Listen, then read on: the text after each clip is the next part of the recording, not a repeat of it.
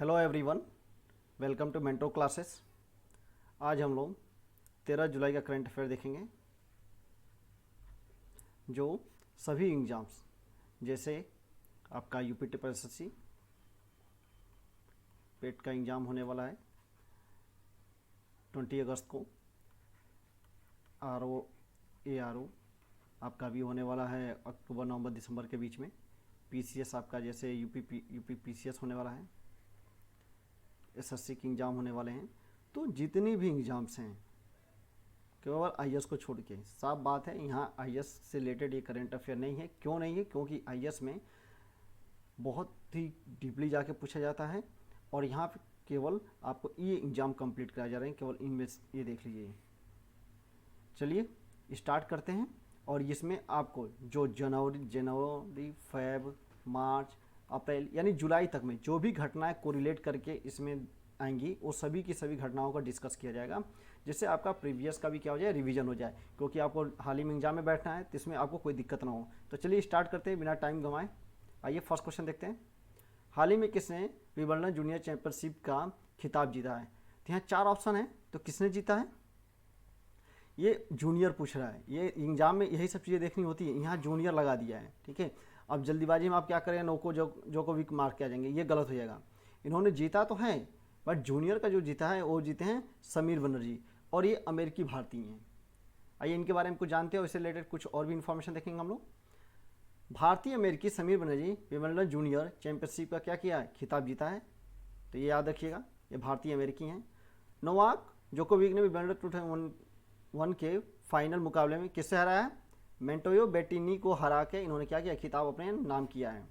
और इन्होंने ही फ्रेंच भी इन्होंने जीता था।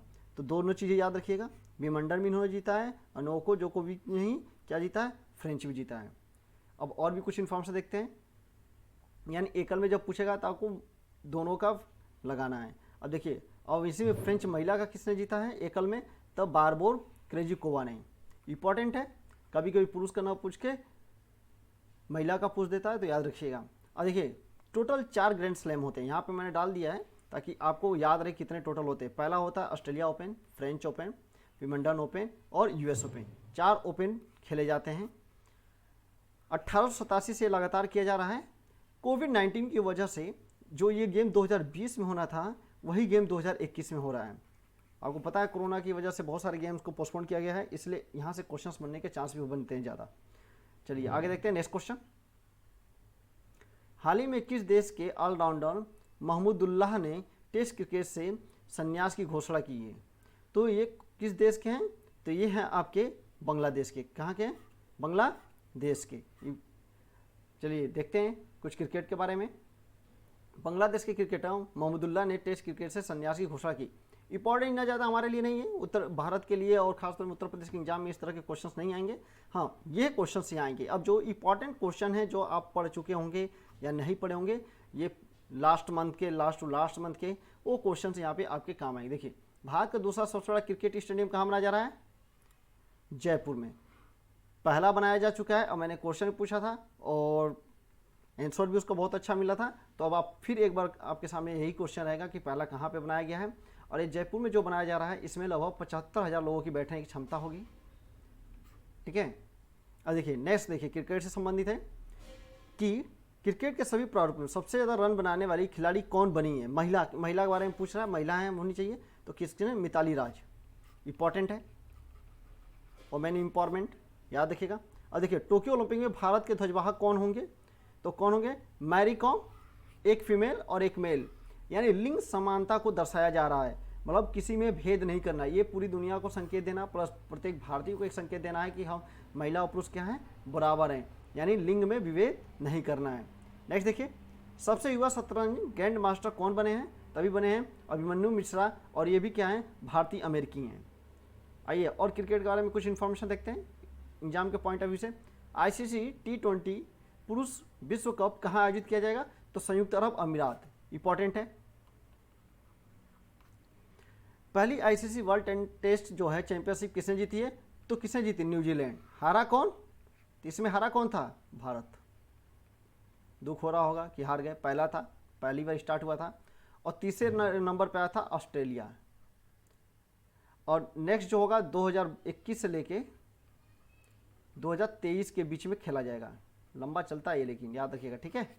आगे देते हैं। पहले 2024 जो हॉकी का ये गेम होने वाला है, वो विश्व कप की मेजबानी कौन करेगा? तो ओमान करेगा। कौन करेगा? ओमान। तो जितने इसमें क्वेश्चन बताए गए हैं ये लास्ट टू लास्ट मंथ के हैं। और आगे बढ़ते हैं हम लोग, इसे आप लोग याद रखिएगा। नेक्स्ट क्वेश्चन देखते हैं। प्रधानमंत्री को द रामायण ऑफ श्री गुरु गोविंद जी की पहली प्रति प्रदान की गई यह पुस्तक किसने लिखी है? तो ये पुस्तक किसने लिखी है? ये लिखी है आपके बलजीत कौर ने। बलजीत कौर ने लिखी थी, और इसको इन्होंने दिया है किसको? प्रधानमंत्री मोदी जी को।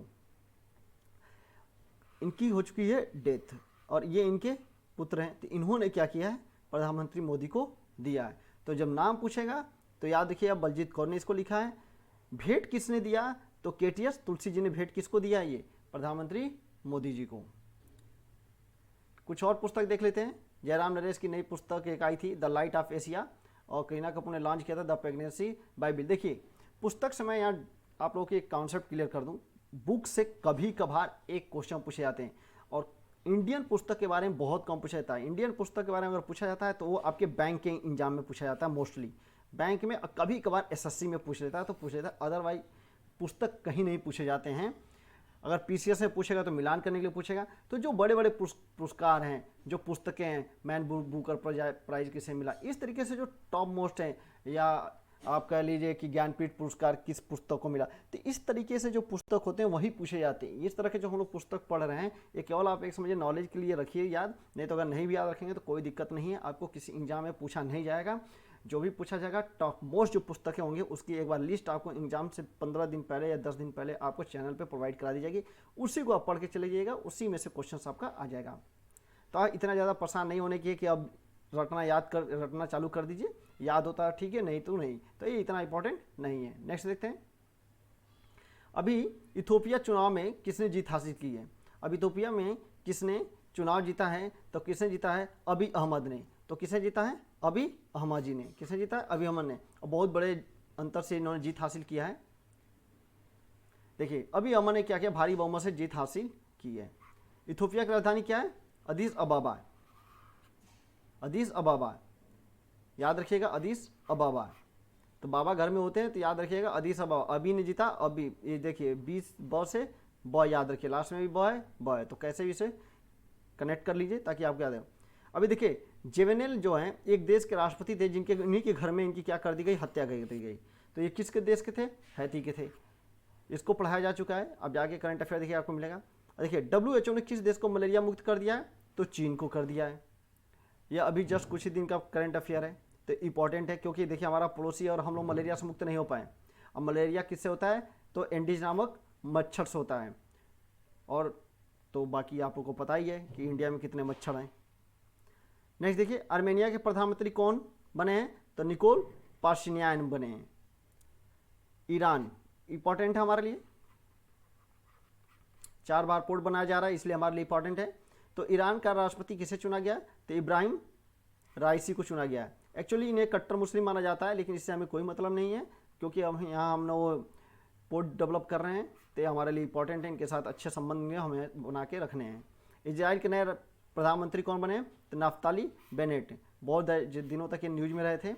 तो ये रहे आपके जो अभी तक का कुछ अपडेट हुए हैं, वो सारी चीज़ें आपको यहाँ पे बता दी गई। चलिए आगे बढ़ते हैं। तीसरी G20 वित्त मंत्रियों की बैठक में कौन शामिल हुआ? तो यहाँ 4 लोग दिए गए हैं, तो बताइए किसके मोस्ट प्रोबेबिलिटी है? राजनाथ सिंह तो फ्रेंड नहीं होंगे क्योंकि ये इनके पास डिफेंस है, यही इन्होंने भी किया। ठीक है, याद रखिएगा। निर्मला सीतारमण ने भाग लिया। अब देखिए ये इंपॉर्टेंट है, ये इंपॉर्टेंट है, ये इंपॉर्टेंट है। यहाँ पे 3 इंपॉर्टेंट चीज़ें जो हो सकती हैं वो मैंने बता दे रहा हूँ। कोविन ग्लोबल कॉन्क्लेव का उद्घाटन किसने किया? तो प्रधानमंत्री मोदी ने किया है। सुनने में थोड़ा वो लग रहा है कि ग्लोबल है, तो हो सकता है कि यूएस के राष्ट्रपति का नाम या कि फ्रांस के या ब्रिटेन के किसी का नाम डाल दे, तो आप कन्फ्यूज ना होइएगा। ठीक है, कोविन ग्लोबल जो हुआ था कॉन्क्लेव, उसका उद्घाटन किसने किया था? याद रखिए। 9वें एशियाई ऊर्जा जो गोलमेज सम्मेलन होना है, कौन करेगा? भारत। ऊर्जा इनसे क्षेत्र में जो भी हम जैसे एनर्जी डेवलप कर रहे हैं, पवन ऊर्जा हो गया आपका, इलेक्ट्रिसिटी जितनी भी आप प्रोड्यूस करें, तो उससे रिलेटेड एक पूरा समावेशी एक तरह से कहिए कि एशिया का एक गोलमेज सम्मेलन होगा और उसका प्रतिनिधित्व किसको मिल गया है, भारत को, कि कैसे दुनिया में एनर्जी को बचा कर रखना है, कैसे पर्यावरण को भी बचा कर रखना है। तो यहाँ पे सारी चीज़ पे डिस्कस होगा। G20, G7, 47, और यहीं पे याद रखिएगा एक G20 होता है। G20 क्या होता है, डेवलप एंड डेवलपिंग, यानी विकासशील एंड विकसित दोनों इसमें राष्ट्र शामिल है, लेकिन इसमें केवल विकसित देश शामिल है। कौन से देश, केवल विकसित देश है। तभी जो हम लोग निर्मला सीतारमण की बात कर रहे थे, ये इसमें करेंगे, यानी इसमें ये भी G7 के भी सारे सदस्य हैं और अदर सदस्य भी हैं, ऐसे करके याद रखिएगा। तो कहाँ पे हुआ था, तो यूके के कर्नवाल में। नेक्स्ट क्वेश्चन देखते हैं। हाल ही में कोपा अमेरिका 2021 का खिताब किसने जीता है, तो किसने जीता है। अब आपके लिए यहाँ पे ये है कि कोपा किस खेल से संबंधित है। जैसे पूछ देता है ना विंबलडन किससे, टेनिस से, या पूछ देता है रणजी ट्रॉफी किससे संबंधित है। ठीक इसी तरह बताना है कि कोपा अमेरिकी 2021 यानी कोपा जो होता है खेल, ये किससे संबंधित है। मैं आपको यहाँ आंसर बता रहा हूँ, ये किसने इसको जीता है, तो किसने जीता है, ब्राज़ील को हराकर किसने जीता है, अर्जेंटीना ने। यानी ब्राज़ील क्या हो गए हैं, हार गया है, और जीता किसने, अर्जेंटीना ने। चलिए आइए कुछ देख लेते हैं, यहाँ पे ज़्यादा कुछ नहीं है। ब्राज़ील को हराकर अर्जेंटीना को खिताब जीता। अब देखिए 2022 आने ही वाला है, ज़्यादा दिन नहीं रह गया है, 6 महीने बचे हुए हैं आपके। तो महिला एशिया कप की मेज़बानी कौन करेगा, तो मुंबई और पुणे में होगा। मुंबई और पुणे क्या करें, यानी महाराष्ट्र इसकी मेज़बानी करेगा। अगर राज्य का नाम पूछेगा तो आपको महाराष्ट्र मारना है, अगर जगह का नाम पूछेगा तो मुंबई और पुणे आपको करके आना है, इंपॉर्टेंट रहेंगे। आइए आगे बढ़ते हैं नेक्स्ट क्वेश्चन की तरफ। हाल ही में भारत ने किस देश के साथ रेल समझौते पर हस्ताक्षर किया है, यानी बॉर्डर, एक जैसे भारत से नेपाल में, यानी इंडिया से नेपाल में ट्रेन जाने के लिए किस तरह के एग्रीमेंट अभी हाल ही में किस देश के साथ हमारा हुआ है, तो किस देश के साथ हुआ है आपको बताना है। अभी जो हाल ही में ये समझौता हुआ है, तो इसमें एक रॉन्ग इन्फॉर्मेशन टाइपिंग हो गया है, तो इसे यहाँ पे भूटान नहीं, या किसी भी जगह पे कोई एक ऑप्शन हटा दीजिएगा, इसको यहाँ पे नेपाल कर दीजिएगा, नेपाल। इन्होंने टाइपिंग मिस्टेक कर दिया है हमारे टाइपराइटर ने, ठीक है। तो किसके साथ हुआ है, तो नेपाल के साथ हुआ है अभी ये समझौता हुआ है। क्योंकि देखिए नेपाल एक क्या है, लैंडलॉक्ड कंट्री है, यानी लैंड से दोनों तरफ, यहाँ इधर ऊपर देखिए चीन से घिरा हुआ है, बीच में खुद है, नीचे भारत है, तो पूरा लैंड से क्या है, लॉक है। तो इसी के साथ बिजनेस और सारी चीज़ें ये भारत से भी ट्रांसफर करते हैं, और फिर कभी इसका झुकाव इधर हो जाता है, तो जियो पॉलिटिक्स है, तो याद रखिएगा नेपाल। क्वेश्चन कम पूछने के चांसेस हैं। जीआई प्रमाणित फाजिल आम किस देश को निर्यात किया गया है, अच्छा क्वेश्चन है। जीआई यानी ग्लोबल आइडेंटिफिकेशन इसको मिल चुका है, किसको, फाजिल आम को। तो किस देश को निर्यात किया गया भैया, तो ये निर्यात किया गया आपके बहरीन को, और ये वेस्ट बंगाल से यानी पश्चिम बंगाल से मंगाकर अब बहरीन को क्या किया गया है, ये निर्यात किया गया है। तो भौगोलिक पहचान प्रमाणित फाजिल आम की किस्म को पश्चिम बंगाल के मालदा जिले से मंगाया गया है। कहाँ से, मालदा जिले से मंगाकर बहरीन को क्या किया गया है, निर्यात किया जा रहा है। नेक्स्ट क्वेश्चन देखते हैं। हाल ही में केंद्रीय गृह मंत्री श्री अमित शाह ने किस राज्य में राष्ट्रीय फॉरेंसिक विज्ञान विश्वविद्यालय के नवनिर्मित भवन का उद्घाटन किया है, इंपॉर्टेंट क्वेश्चन है। और जो लॉ करते हैं उनके लिए तो बहुत इंपॉर्टेंट है, और जिनको लॉ का पेपर देना है, जैसे उत्तर प्रदेश में पीसीएस लॉ का होता है पेपर, तो इस तरीके के क्वेश्चन उनके आते हैं, क्योंकि भैया देखिए फॉरेंसिक रिपोर्ट है, ठीक है। तो कहाँ पे किया जा रहा है, तो पहली बार ये बनाया गया है, तो कहाँ पे ये हो रहा है, मोस्टली चांसेस आप बताइए, आसान है, थोड़ा सा सोच के बताइए। अच्छा, अमित शाह कहाँ से आते हैं, किस राज्य से आते हैं, तो कहाँ से आते हैं, किस राज्य से, गुजरात से। तो सिंपल सी बात है, ये कहाँ पे करें किए हैं, इन्होंने गुजरात में किया है इनका उद्घाटन। ये देख लेते हैं। श्री अमित शाह ने अहमदाबाद में राष्ट्रीय फॉरेंसिक विज्ञान विश्वविद्यालय के नवनिर्मित भवन का क्या किया है, उद्घाटन किया। ये कम से कम 10 साल पहले इसकी नींव पड़ गई थी, लेकिन अभी इसका उद्घाटन होकर यानी ओपन कर दिया गया है, और यहाँ पे अब चीज़ें टेस्ट हो सकेंगी, जैसे क्राइम जो होते हैं उनको रोका जा सकता है इस लैब के थ्रू, क्योंकि हम जांच से पता कर लेंगे किसने क्राइम किया है। फॉरेंसिक लैब तो आपको पता ही होगा, सीआईडी देखे होंगे तो, नहीं तो एक बार देख लीजिएगा एक सीरियल। आइए आगे बढ़ते हैं। हाल ही में केंद्र सरकार ने हर घर में नल का पानी उपलब्ध कराने के लिए जल जीवन मिशन के तहत किस राज्य को 3,323 करोड़ रुपए का अनुदान दिया है? तो किसको दिया गया है? उड़ीसा को। ये मिशन चलाया जा रहा है हर घर में जल। अगर हर घर में स्वच्छ जल पहुंचेगा तो जल से होने वाली बीमारियां ऑटोमेटिक ही क्या हो जाएंगी? कम हो जाएंगी। अब एक मैं लास्ट आपको हमारा करंट अफेयर आप लोग अगर देख रहे होंगे तो मैंने जल जीवन मिशन के बारे में पूरी इन्फॉर्मेशन दिया था। तो अब आपको ये बताना है इसका लक्ष्य क्या है जल जीवन मिशन का, और 100% कहाँ पे नल के द्वारा जल प्रोवाइड कराया जा रहा है, किस राज्य में, ये आपकी जिम्मेदारी है। और चलिए आपको हिंट देता हूँ, ये वो भारत का सबसे छोटा राज्य है, इससे ज़्यादा नहीं बता सकता। चलिए नेक्स्ट क्वेश्चन देखते हैं। अब यहाँ पे कुछ इन्फॉर्मेशन देख लीजिए, उड़ीसा से संबंधित है। मगरमच्छ की 3 प्रजातियाँ वाला भारत का पहला राज्य कौन सा है? तो उड़ीसा है। अभी कुछ दिन पहले हमने बताया था आपको, अच्छे तरीके से आपको याद होगा। भितरकनिका में आपको मिल जाएंगे और भी जगहों पे। और उड़ीसा में रामलिंगम पार्क का उद्घाटन किया गया है। तो याद रखिएगा ये क्वेश्चन एक्चुअली ये मैंने इसलिए डाल दिया क्योंकि एक्चुअली जब रामलिंगेश्वर का जब आएगा नाम, और अगर इसने दे दिया आपका तमिलनाडु और श्रीलंका, तो एक्चुअली हमारे दिमाग में क्या चला जाता है कि ये देखिए कोस्टल राज्य यहाँ पे है और यहाँ पे श्रीलंका है। तो यहाँ से जो चीज़ें हैं तो हम लोग कहीं उसे कनेक्ट ना कर दें कि भैया हो सकता है कि रामलिंगेश्वर पार्क हो सकता है कि यहाँ पे बनाया गया हो। तो इस तरीके से एग्जाम में कंफ्यूज कर सकता है, तो थोड़ा ध्यान दीजिएगा इसको। देखिए उड़ीसा में पहले भारत के पहले फायर पार्क का क्या किया गया? उद्घाटन किया गया है। तो भारत का पहला फायर पार्क कहाँ बना है? तो उड़ीसा बना है। तो ये भी क्वेश्चन याद रखिएगा। यानी आपको, और ये तो इन्वायरमेंट से रिलेटेड तो बहुत इंपॉर्टेंट है, ये इन्वायरमेंट से रिलेटेड है। यानी जो EVS यानी जो टेट सीटेट सुपर टेट देते हैं उनके लिए तो बहुत ही इंपॉर्टेंट है। चलिए नेक्स्ट क्वेश्चन देखते हैं। विश्व मलाला दिवस कब मनाया जाता है? विश्व मलाला दिवस कब मनाया जाता है? तो कब मनाया जाता है? 12 जुलाई। यूसुफ मलाला का आपका नाम याद होगा। ये सबसे कम उम्र की महिला हैं जिन्हें क्या मिला है? शांति का नोबेल प्राइज मिला है। इन्होंने पाकिस्तान में, एक्चुअली ये मूलतः पाकिस्तान की रहने वाली हैं, और पाकिस्तान में ये पढ़ाई के लिए जा रही थी। तो इनके सर में जो वहाँ के दहशतगर्द बोल लीजिए या टेररिस्ट बोल लीजिए, जो भी आपको बोलना है, आतंकवादी, तो उन्होंने इनके सर में गोली मार दिया था। लेकिन फिर भी इन्होंने पढ़ाई नहीं छोड़ा और धीरे धीरे ये इन्होंने प्रोग्रेस किया। और अभी भी ये बहुत सारे देशों की इनको मानद उपाधि दी गई है और ये पूरी दुनिया में एजुकेशन को बढ़ावा देती हैं। तो याद रखिएगा, इम्पॉर्टेंट भी हो सकता है, नहीं भी। क्वेश्चन बहुत इसके जो जब इन्हें दिया गया था 2014 में, तो बहुत बार ये क्वेश्चन पूछा गया था। चलिए आगे बढ़ते हैं। देख लीजिए 2014 में 17 साल की उम्र में और बच्ची के अधिकारों के लिए अपने प्रयासों के लिए इनको क्या मिला है? नोबेल प्राइज का शांति पुरस्कार मिला। ये सबसे कम उम्र की क्या है? प्राप्त करता है। तो ये याद रखिएगा। भारत के पहले क्रिप्टोगैमिक गार्डन का उद्घाटन कहाँ पर किया जा रहा है? तो ये आपको बताना है कहाँ पे किया जा रहा है। तो 4 ऑप्शन दिए हुए हैं, तो आप सोच के बताइए। इससे रिलेटेड मैंने कल इसको बहुत ही आसान तरीकों में मैंने कराया था। अच्छा, क्रिप्टोगैमिक होता क्या है ये बताइए, इसका अर्थ क्या होता है?